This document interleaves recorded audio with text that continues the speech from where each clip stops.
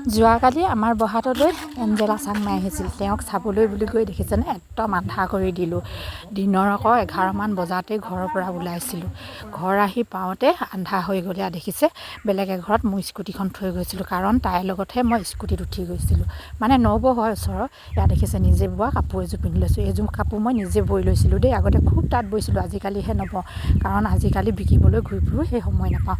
এয়া নবৌৰ লগত স্কুটিত উঠি চিধা পালোগৈ আমি শংকৰদেৱ শিশু নিকেতন বৰহাটত পাই পেলাই সেয়া সোমাই গৈ দেখিছোঁ যে ইমান মানুহ, মানে মহিলাসকল ইমান গোট খাই আছে। ধুনীয়াকৈ বহি ল'লোঁ।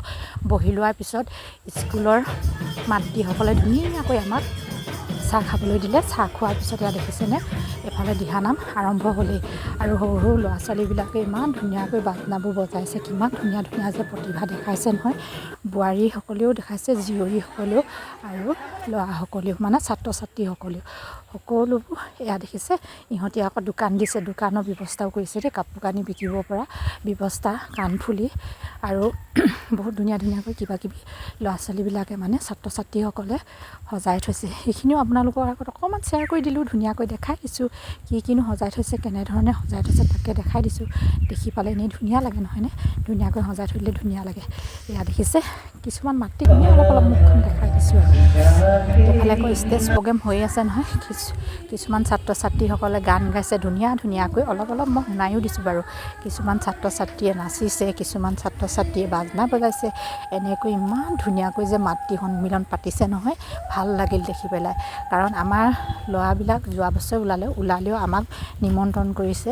মানে নিমন্ত্ৰণ কৰিব নালাগে, আমিও কিবা কিবি সহায় কৰিবলৈ যাব লাগে নহয়নে? কিন্তু সহায় কৰিবলৈ যাবলৈ পোৱা নাছিলোঁ যদিও যোনদিনা এঞ্জেলা চাংমাই আহিছে সেইদিনা হ'লেও গৈ পেলাই উপস্থিত আছোঁগৈ। মানে এঞ্জেলা চাংমাইক চাবলৈ বহুত ইচ্ছা আছিল। তাৰপিছত এঞ্জেলা চাংমাই আহিব পৰত মানুহ একেবাৰে গেটত ভিৰ লাগি গ'ল। এয়া দেখিছেনে ভিৰ লাগি গৈছে।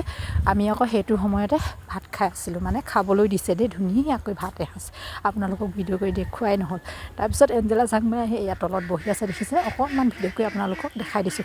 তাৰপিছত আদৰণি জনোৱাৰ পিছত তেওঁ আগতে দিহানাম পৰিৱেশন হয়।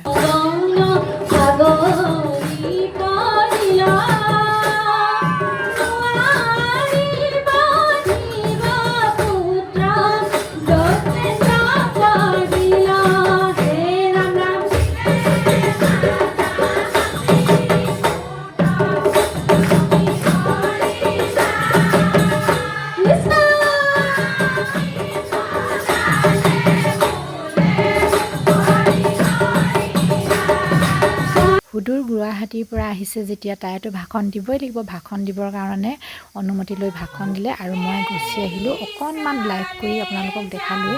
তাৰপিছতে মোৰ আছিল আজি দিহানামৰ আখৰা, কাৰণ কাইলৈ আমাৰ দিহানাম আছে দুঠাইত। সেইটো কাৰণে আখৰাখিনি আপোনালোকক অকণমান শুনাই দিছোঁ।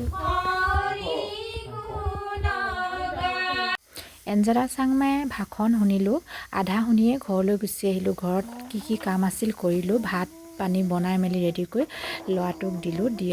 দি এতোৱাৰ পিছত তাৰপিছত মই আহি পেলাই খাম বুলি থৈ গুচি গ'লোঁ দিহানাম শিকিবলৈ। আৰু দিহানাম শিকি ইয়াত দেখিছেনে ৰাতি পাইছোঁ। ৰাতি মানে 9টামান বাজিল চাগৈ, 9টা চাৰে 9টা। ৰ'বা চাই পিনি কৈ আছোঁ আপোনালোক। কেইটা বাজিলৈ? 9:50, 10টাই বাজিলে আৰু।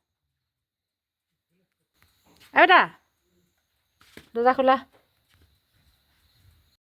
তাৰপিছতে বেটাই দৰ্জাখন খুলি দিলে। দৰ্জাখন খুলি দিয়াৰ পিছত সোমালোঁ আৰু সোমাই পেলাই ভাত পানী খাই শুই দিলোঁ আৰু ভিডিঅ'টো সামৰি দিলোঁ। আজিলৈ ভিডিঅ'টো ইমানেই আছিল। নতুন ভিডিঅ'লৈ পুনৰ আহিম। বাই বাই আজিলৈ।